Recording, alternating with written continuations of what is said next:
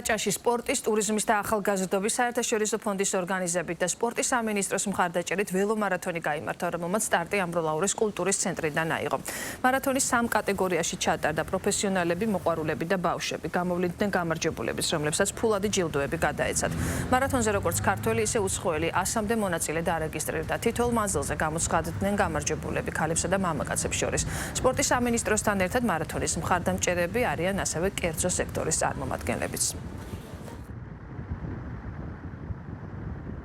თითქმის უკვე მასშტაბური სახეა კამშეჯის, მეორედ ჩატარდა და იმედია ასე გაგრძელდება.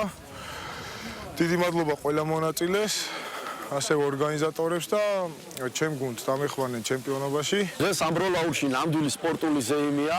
ტარდება ტრადიციული ველომარათონი, რომლის მხარდაჭერია, რა თქმა უნდა, სპორტის სამინისტრო, როგორც მასობრივი სპორტის განვითარების ერთ-ერთი თვალსაჩინო მაგალითი და ასევე მინდა მადლობა გადაუხადო სპორტისა და ახალგაზრდობის ტურიზმის საერთაშორისო ფონდს, რომელიც ერთ-ერთი მთავარი ორგანიზატორია ამ ღონისძიების. რეგიონებში მასშტაბური ტურნირების ჩატარება უკვე ტრადიციად იქცა. ეს ნიშნავს, რომ სპორტის გამართული მსახიობის მიმართ ინტერესი იზრდება და საზოგადოების ინტერესი არის მთავარი დაკვეთა ჩვენი ფონდის შესაბამისად.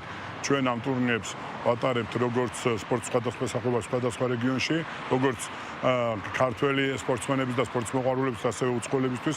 ეს ბუნებრივია, დღეს უწყობს როგორც პროფესიონალური სპორტის განვითარებას, ასევე ჯანსაღი ცხოვრების წესის დამკვიდრებას.